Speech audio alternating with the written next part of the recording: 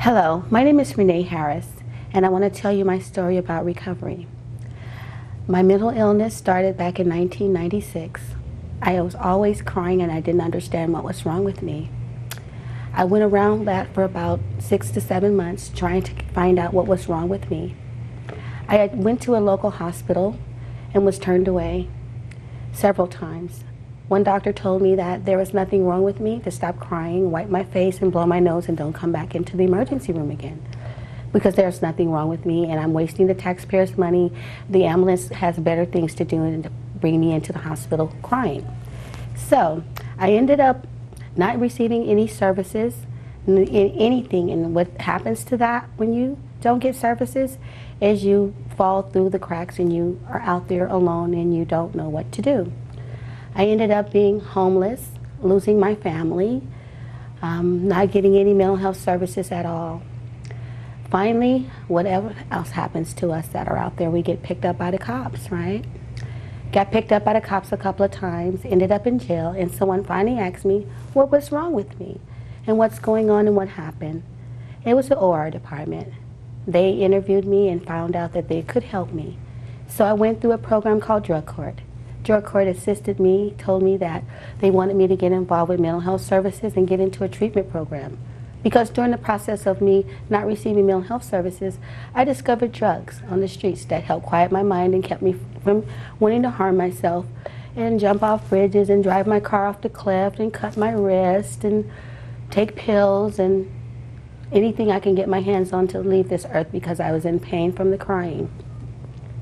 So as that went along, like I said, back to Drug Court, they helped me. They provided me with case management and some support to try to get me the help that I needed. And through that process, I figured out I didn't have to take the street drugs anymore, and that they gave me these great little pills that made me feel totally so good. And I was happy with that. And I went through the process. It took me about, let's see, from 96 till 2000. That's how long I was out there without any services and without any support. But when I received the services and got the help in 2000, and from 2001 to 2006, my recovery happened. And I got well, and I got strong, and I got help, and I got a lot of great people around me, mental health, AOD, and I got pregnant around the process too, so I had pre to 3. And I had a clean and sober baby. And I got involved in the supported ed program at the local college, which helped me kind of find my way back to who I was. And I went through the program that was called supported ed for people with mental health issues. I learned all about what was really going on with me, and I got myself educated. And during that process, I decided I wanted to work with the population and become a community worker and a peer provider. So I went through the program, and I did that in 1 year. And I'm telling you, going back to school was scary. Yeah, it was. But I did it because someone saw something in me and said that I would be good working with people with mental health challenges. So why not? Somebody who's been through it, work with other folks through it. I thought it's a great idea. And so I finished that in a year, and I got a job working with the program called Caminar. I became a job coach. I became a peer support provider, delivering meds and helping clients get to doctor's appointments and stuff like that. So I got my little feet wet, and I enjoyed that. It was my first little job back into the real world. And after that, there was an opportunity to work for the county. They started hiring consumers, and I got hired. It was 16 of us, and I've been doing that now for 6 years now. And I tell you, the most important thing that really gave me joy was that I was able to give back, and I was able to do something to make me happy, and it made me happy. And I thought at first when I got sick that I wasn't going to be able to do anything, and I was just going to sit at home and be bored and watch soap operas or whatever. But getting a chance to go back to school, that was an opportunity, and I took that and ran with it. And today, it's like a 360-degree life. I mean, with school, it did give me a springboard, and I tell you, education is so vitally important to us, knowing that we can have a place in this world. Our life is not, because we have mental health challenges, our life is not at an end. It's actually a beginning of our lives.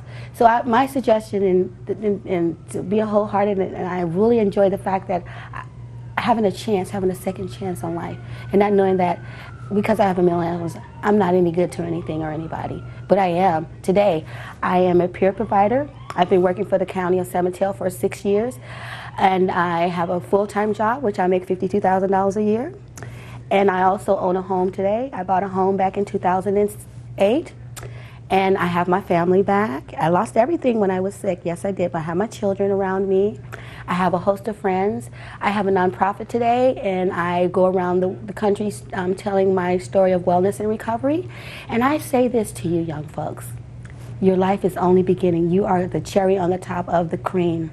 And I say grab it, grab a hold to it. This is an opportunity. This is special. You're not a loser. You're not your mental illness. You are a creator. You are creative. You are special.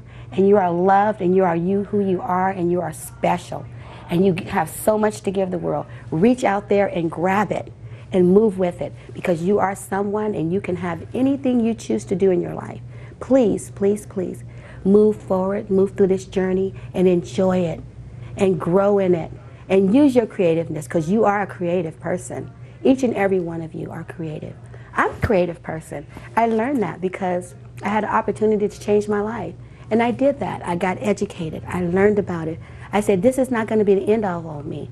And I enjoy my life today, and I hope that I'm able to share something with you to let you know that my life was hopeless back then, but it's hopeful, and it is abundantly, phenomenal. I have a life that is an unlimited possibilities, and you can too.